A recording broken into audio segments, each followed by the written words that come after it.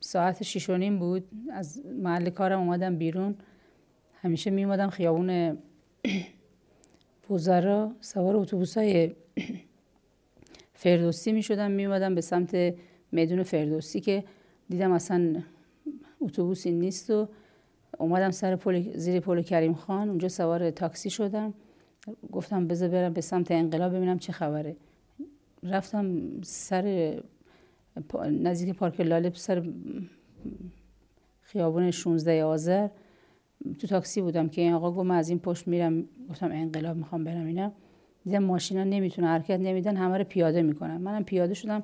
منم یه خانمی بودم که چادر و مقنعه سرم بود، با اینا قاطی شدم. دیدم مامورا بچهای مردم میزنن و خیلی هم مامورا با لباس شخصی و بسیجی‌ها داخل مردم هستن که یکیشون دیدم بیسیم دستشه داره گزارش میده، پشتش به من بود که من همین راه رو هی طی کردم با سنگ و آجر و اینا. حالا چه مخالفا میزدن چه بسیجی‌ها میزدن.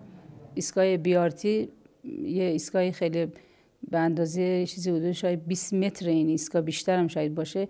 وارد ایستگاه شدم، دیدم با چماق و باتون و اینا دارن بچهای مردم میزنن. گفتم چه کاری، هم جیغ میزدن.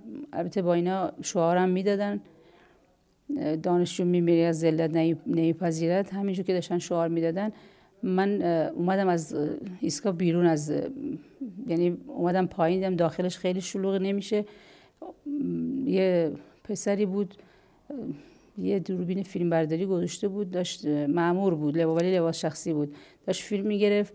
من اومدم جلو، گفتم فیلم ننته داری میگیری؟ برگشت گفتش که یه حرفی زد و اینا. همینجور که داشتیم می اومدیم که گاز اشک‌آور زدن که دویدم که یه پسر جوونی اومد که روزنامه آورد و سیگار روشن کرد و اینا آتیش زدن. خلاصه ما اونجا حالمون خیلی بد شد که دیگه اومدیم.